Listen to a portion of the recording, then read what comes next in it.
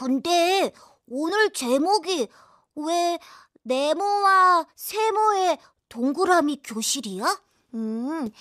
네모랑 세모랑 동그라미가 다르지? 응! 다르다는 게 그럼 틀리다는 걸까? 에이, 다르다와 틀리다는 다른 거야. 맞았어. 우리 반에 키 작은 친구도 있고, 안경 쓴 친구도 있고, 노래를 못하는 친구도 있고, 체육을 못하는 친구도 있어. 나처럼 공부하는 건 별로고 노는 건 잘하는 친구도 있고. 맞아. 우리는 다 달라. 그런데 다른 게 틀린 건 아니야. 그래서 오늘은 그 다른 걸 배우는 거야? 아, 어려운 건 싫어. 어렵지 않아. 우리 한글을 누가 만들었게? 세종대왕님. 맞아. 근데 너 세종대왕이 장애인이었다는 거 알아? 진짜? 우리 같이 세종대왕 시절로 돌아가 볼까? 그래, 가자! 세종대왕견.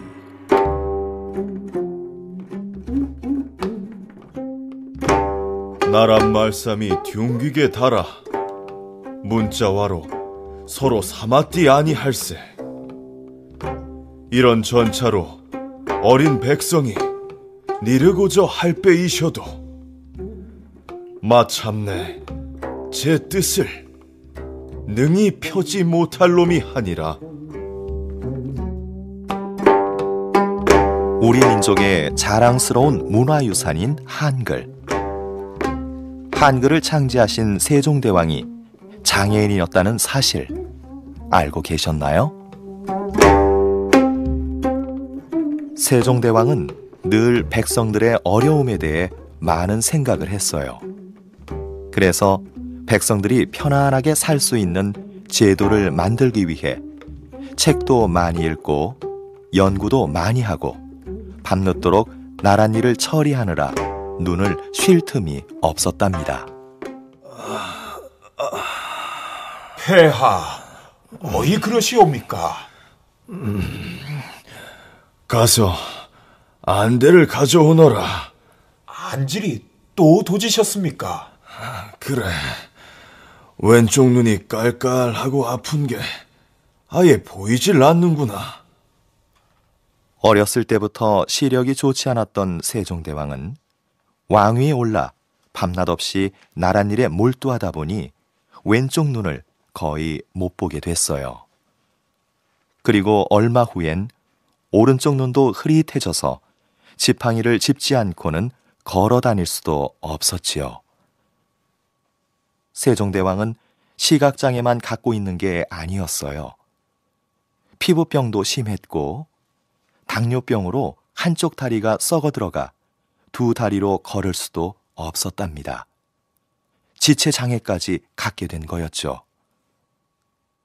그렇기에 누구보다 장애인들의 아픔을 잘 이해했어요. 그래서 장애인들을 위해 선정을 베풀었답니다.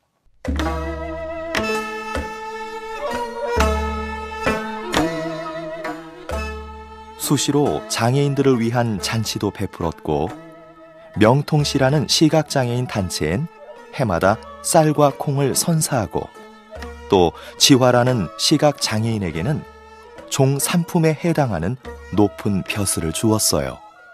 그런데 폐하, 옛날에 당나라 태종이 이르길 아무리 재주가 뛰어나다고 해도 신분이 낮은 자에게 어찌 관직을 주겠느냐며 그런 일은 사대부에 수치라고 했나이다.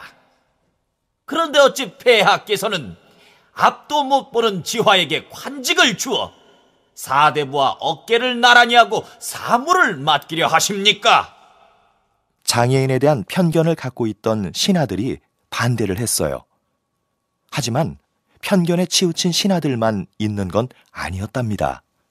폐하, 옛날 제왕들도 모두 시각장애인에게 검은고를 타고 실을 읊게 하는 임무를 주지 않았나이까? 세상에 버릴 사람은 아무도 없나이다. 세상에 버릴 사람은 아무도 없다. 이 말은 고구려의 왕산악, 신라의 우룩과 함께 우리나라 3대 악성으로 일컫는 박연 선생께서 하신 말씀인데요. 옛날 우리나라에선 장애에 대한 편견과 차별이 지금보다 훨씬 덜했어요.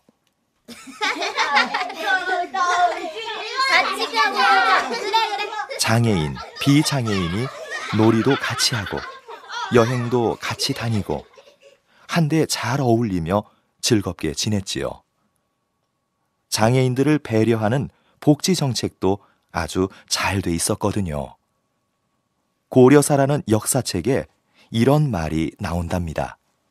나라에 흉년이 들었더라도 외롭고 의지할 데 없는 사람과 장애가 있는 사람들은 우선적으로 관가에서 양식과 필요한 물품을 마땅히 내주어 굶는 일이 없도록 하라.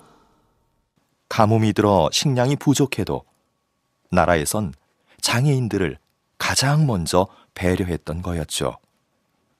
그리고 또 이런 말도 나옵니다.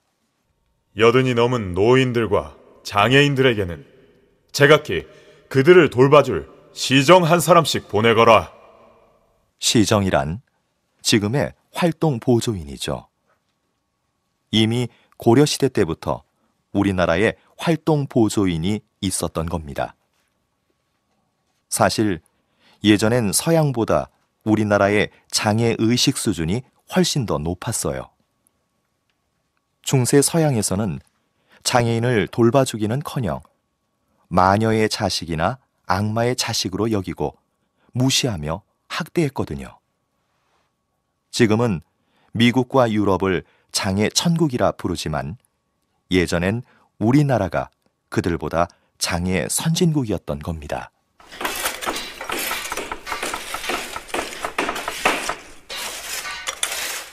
장애인을 배려하는 복지정책.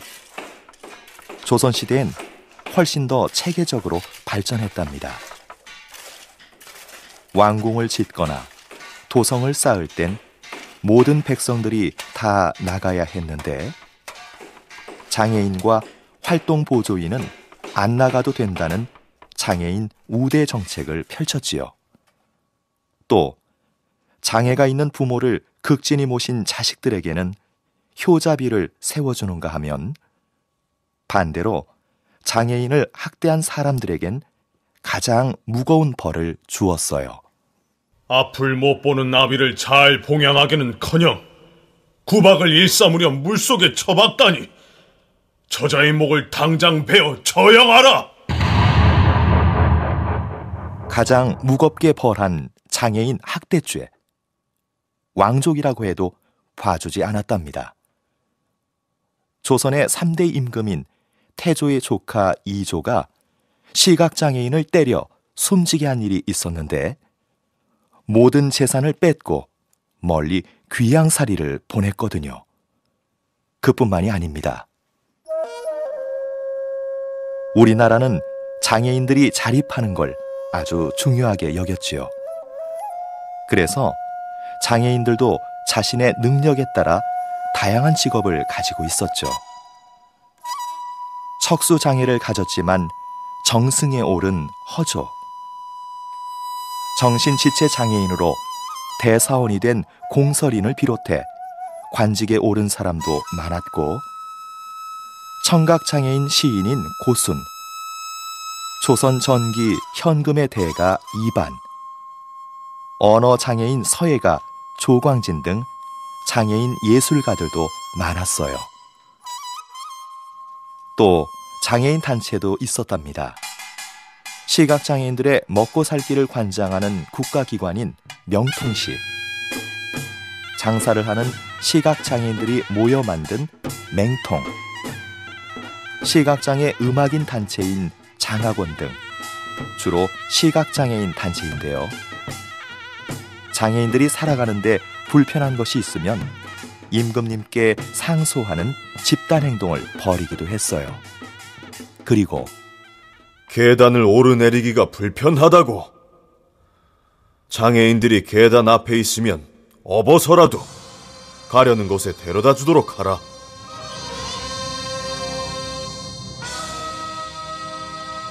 아주 오랜 옛날부터 장애인을 먼저 배려해주고 장애인과 비장애인이 함께 스스럼 없이 어울려 살았던 우리 조상님들.